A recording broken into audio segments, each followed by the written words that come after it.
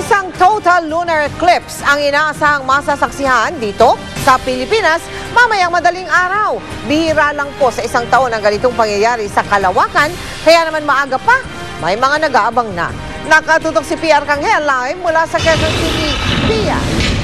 Mel, mamayang madaling araw pa nga masasaksihan ng total lunar eclipse sa iba't ibang bahagi ng bansa, pero kanina pa lang ay inihahanda na ng Pag-asa ang kanilang astronomical observatory para sa lahat ng gustong makasaksi sa total lunar eclipse na ito. Maliwanag pa ang araw, naghahanda na ang Pag-asa Astronomical Observatory. Inilabas na nila ang ilang telescope na pwedeng gamitin ng publiko sa pag-obserba ng total lunar eclipse bukas na madaling araw. Ikinabit pa ang isang telescope sa TV monitor. Baka raw kasi dumagsa ang mga tao at di lahat makagamit ng telescope. Kasi para pagdating ng mga tao, may pakita kami na instrumento kung paano mag-umpisa yung eclipse. Okay, kaya siya nakakabit sa TV monitor. Para makita na nila. Bukod sa makikita nila doon sa taas, pag hindi maulap, makikita pa nila doon sa monitor. Yung color lang ang medyo... Bihira lang sa isang taon ang total lunar eclipse. Nangyayari ito kapag magkakahilera ang mundo, ang buwan at araw. Kapag ganito ang ayos ng tatlo, natatakpan ang buwan ng anino ng mundo. Nagmumukha namang pula ang buwan dahil nafi-filter out ng atmosphere ng mundo ang kulay blue. Ang kulay red na lang ang natitira at ito ang nagpapaliwanag sa buwan. Ngayong taon, 2 total lunar eclipse ang magaganap. Pero ang eclipse na inaabangan mamayang madaling araw, pinakamahaba raw sa loob ng 11 taon.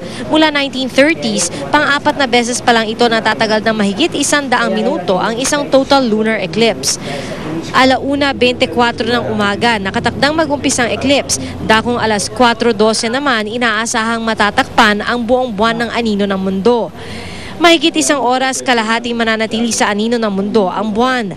Basta't di maulap ang kalangitan, kahit saan, pwede raw itong makita. Maganda rin siyang obserbahan, pero yung ating sky condition, medyo parang hindi maganda dahil sa yung presence ng low pressure at yung ITGZ. So sa may lalo sa may bandang Mindanao and Visayas. Di naman kailangan ng espesyal na kagamitan at pwedeng direktang tignan ng lunar eclipse, di tulad ng solar eclipse. Pero mainam pa rin daw kung may binoculars o kaya telescope para mas makita ang eclipse. Mel, sa mga sandaling ito mula sa ating kinatatayuan ay tanaw na tanaw natin ang liwanag ng buwan at hindi gaano kaulap ang kalangitan dahil gaya nga ng sinabi ng Pag-asa, may isang low pressure area o namumuong sama ng panahon, kaya posible raw na sa ilang bahagi ng Visayas at Mindanao hindi gaano makikita ang total lunar eclipse mamaya. Pero kahit nakikita natin ngayon, hindi pa rin tiyak na mamaya madaling araw kung kailan na gaganap o gaganapin ang total lunar eclipse ay matatanaw pa rin ito, kaya umaasa pa rin ang Pag-asa na sa mga sandaling iyon ay hindi pa rin gaano kakapal ang ulap sa langit. Mel?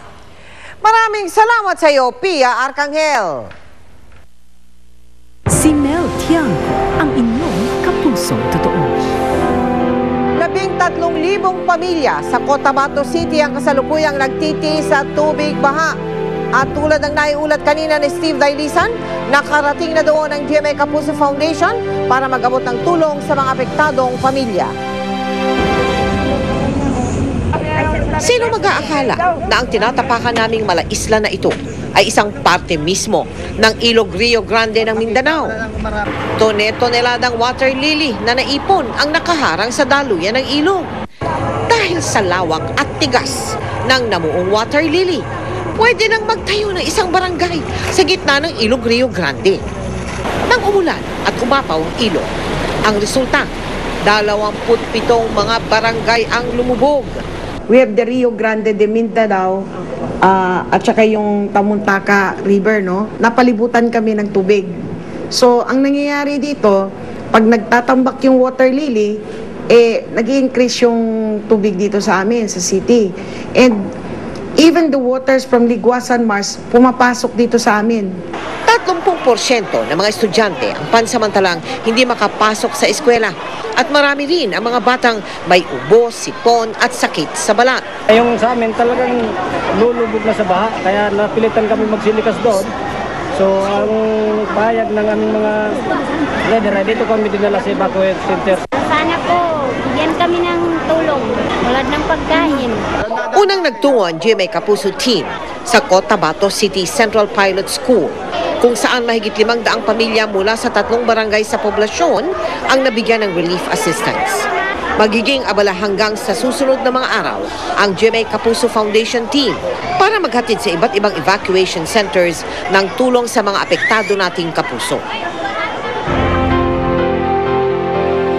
Kahit mataas ang tubig sa mga komunidad, sinisikap po ng GMA Kapuso Foundation team na maabot ang mga pinakaapektado nating kababayan sa Cotabato City. Maraming salamat sa Red Cross Cotabato Chapter at sa Marine Battalion Landing Team 7 na naging katuwang natin sa pamahagi ng relief goods. Para po sa mga nais magpaabot ng tulong, makipag-ugnayan lamang po sa aming tanggapan. Maaari din kayo magdeposito sa aming mga bank account o mag-log on sa www.kapusofoundation.com. Susunod, eksklusibo mula sa programang investigador, pagdodroga o mano sa loob ng mismo ng Kampo Bagong Diwa. Kuwang-kuwa sa video. Sa China, mga ibong galit, biglang nandagi ito. Uy! At mapapanood ninyo ang papaya na buntis sa pagtutok natin sa mga balita dito sa 24 oras.